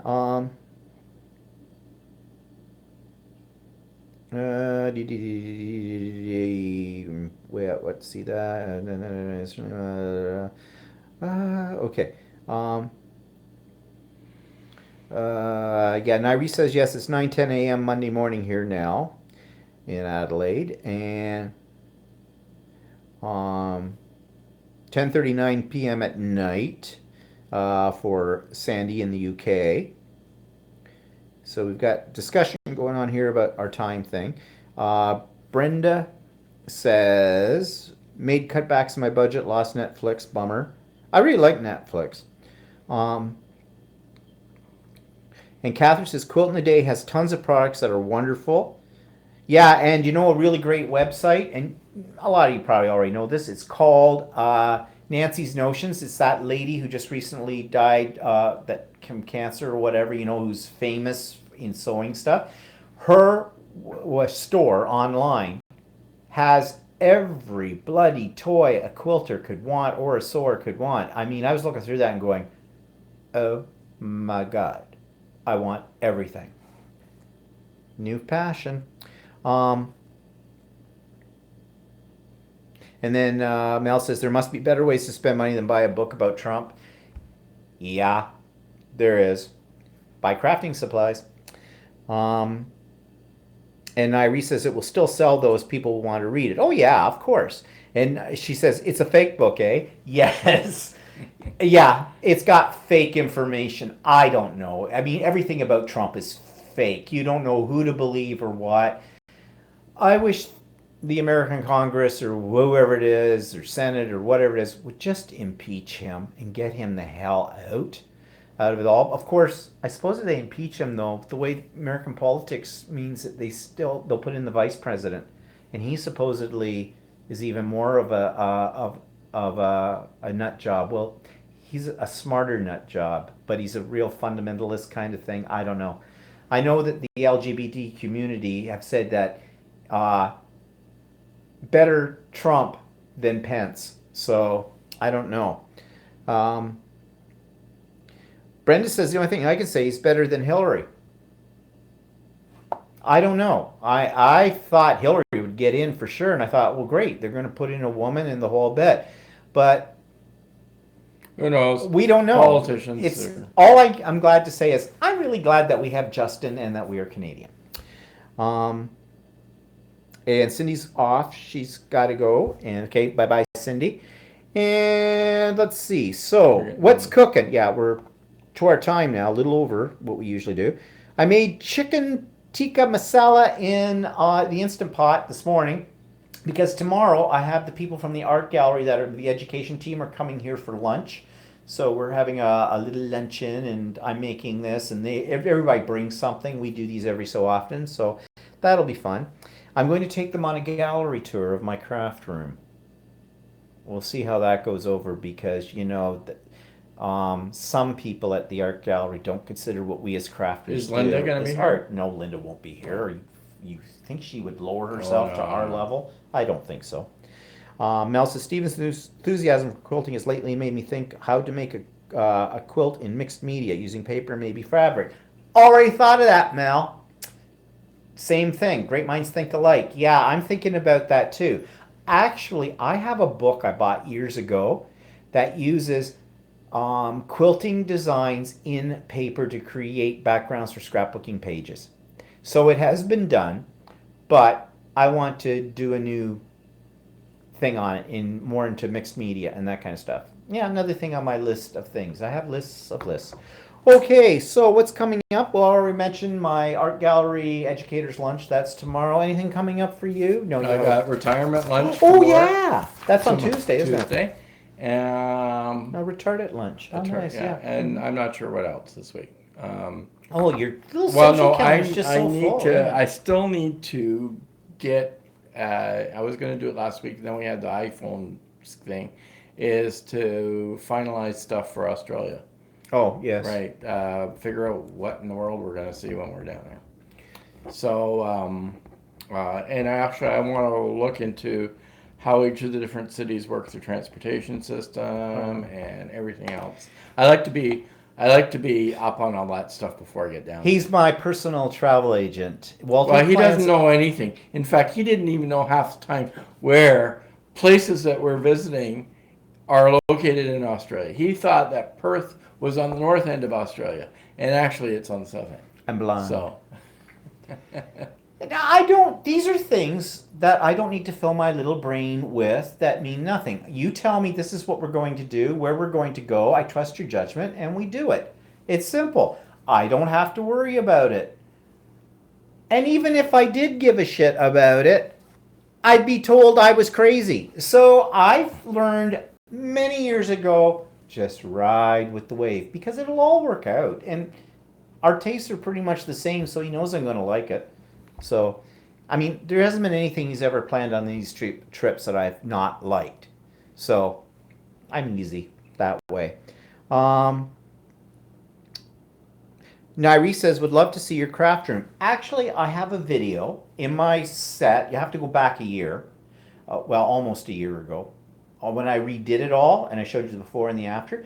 But I've written this down as a note from one of my vlogs. Maybe I'll do a mini tour on one of my future vlogs. Nairi says, go with the flow. Yes. Good to be organized before you arrive. Australia's a big country. Yes, it is. Yeah, it is big. Never think of Australia as big. Actually, well, because on the map, it's only this big. But it's the size of the United States. It's yeah, a big really. country. And of course, we will have a great time. Anita, we've been there a year ago, and that's why we're going back. We love it. You know, I like the people. I like the country. If I was 30 years younger, I didn't have any parents. Well, I only have one. But if, you know, family that, I would seriously consider moving there. Although I do love Canada, too, you know. Except for the snow. Yeah, except for the snow. Now one thing, lots of empty Australia has spaces. a lot more nasty things down there. Yeah, well, they all die off here in Canada because they freeze to death. Yeah, Nairi says lots of empty spaces between large cities. Yeah. Yeah. And I think they tell you not to drive at night in certain parts because that's when they all come out. They all come out at night. Does that include Hugh Jackman? He's Australian, isn't he? Mm-hmm. Yeah. Oh, well. Hello, Hugh. Well, enough about that. Wolfman or whatever he is. Not Wolfman. What is he? He's, what's the creature? X-Men. No, yeah. What's this creature? Oh, Wolverine. Wolverine. Yeah, nice claws. Anyways, people. Now you said, what? The kangaroos will get you? Oh, they're so cute, though. We got to pet them the last one. I've got video. Check it. It's in the back. Okay, people. We're overtime. We're almost running 2 hours instead of our 90 minutes that we usually run. So, anyways, it's time for us to shut up and go away. And we'll talk to you all next week. Check out the vlog this week. I'm featuring Nairi. So, Nairi, you definitely check that out. And we'll talk to everybody next Sunday, 4 o'clock p.m. Eastern Standard Time. I hope everybody has a great week. Yeah. And don't get robbed by your cleaning lady. Yeah. So, we'll talk to you soon. Yeah, Bye-bye. bye-bye.